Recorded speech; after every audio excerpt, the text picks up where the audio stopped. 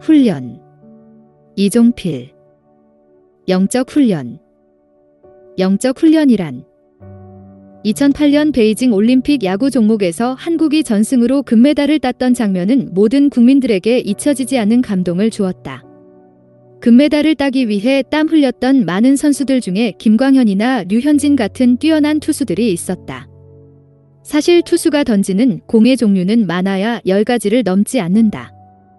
직구, 커브, 슬라이더, 싱커, 체인지업, 스플리터 등 이 공들을 던지는 방법에 대한 지식은 하루면 배울 수 있다. 하지만 지식을 안다고 해서 이 공들을 던질 수 있는 것은 아니다. 이 기술대로 공을 던지기 위해 훈련하는 시간은 엄청나게 오래 걸린다. 공 하나를 던지는 요령을 실제로 몸에 익히는데 1년 이상 걸리기도 한다.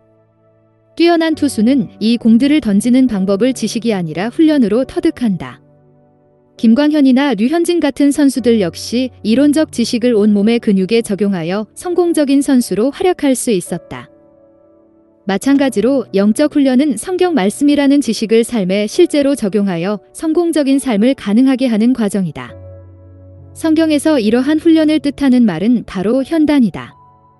연단하다라는 뜻의 헬라어 단어는 나조인데 원래 육체를 단련시키는 것을 뜻할 때 주로 사용되었다.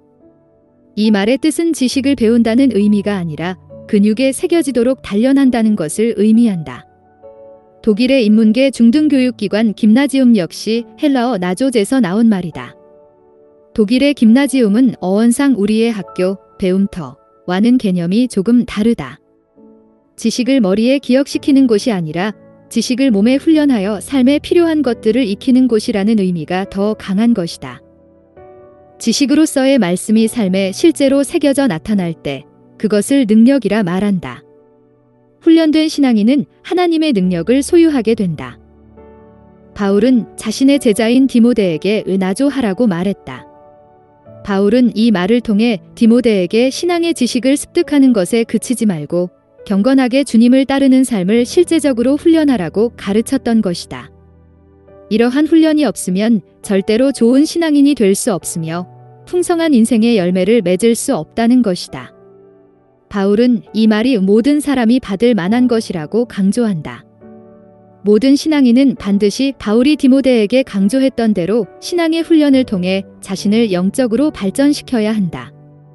신앙적 지식을 배우는 데서 그치는 것이 아니라 모든 면에서 자신을 훈련하여 예수님을 닮아갈 때 예수님과 같은 삶을 사는 위대한 인생이 되는 것이다. 영적 훈련은 필수 과정. 훈련은 성장을 위한 필수 과정이다. 이 세상에는 훈련 없이 되는 일이 없다. 우리는 유명한 사람들을 보면서 그 화려함을 부러워하지만 큰 업적을 쌓은 사람일수록 그만큼 힘든 훈련이 있었다는 것을 기억해야 한다. 스포츠를 별로 좋아하지 않는 사람도 농구 황제 마이클 조던을 알고 있을 것이다.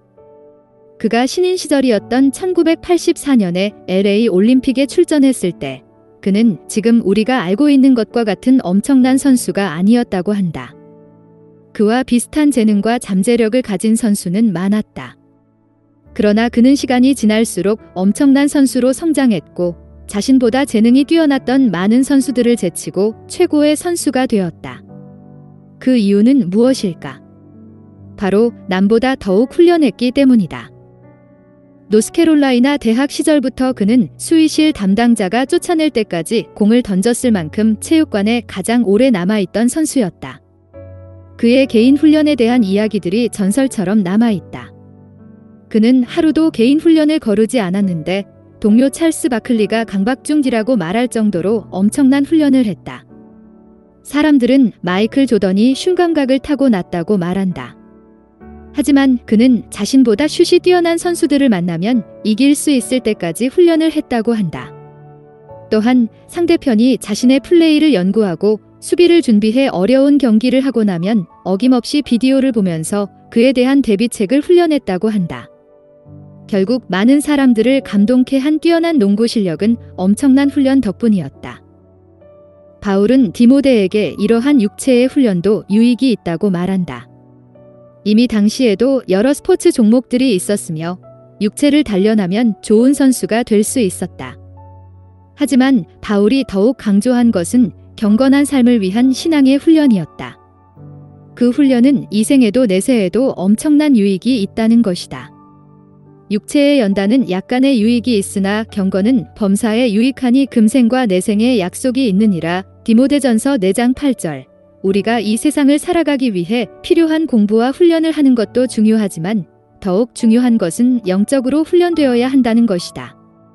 많은 사람들이 세상에서 살아가기 위해 엄청난 노력을 기울이면서도 정작 영적인 훈련은 소홀히 하는 경우가 많다. 하나님을 바라보고 경건을 위한 훈련에 먼저 힘을 다하라.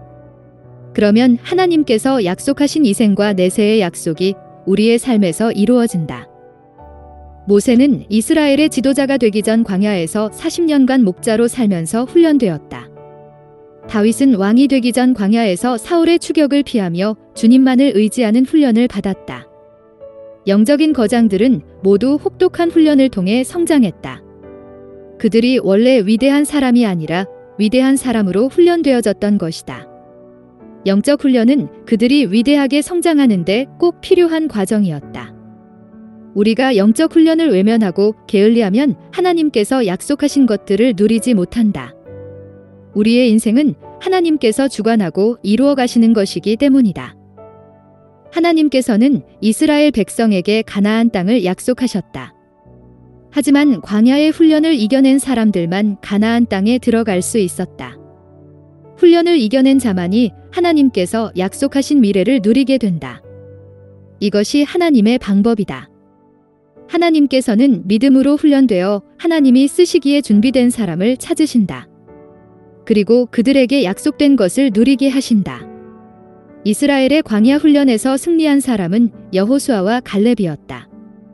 하나님께서는 광야가 혹독한 시련의 장소라는 것을 잘 알고 있었다.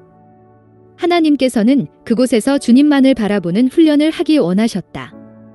많은 이스라엘 백성들이 현실의 혹독함에 쓰러졌다.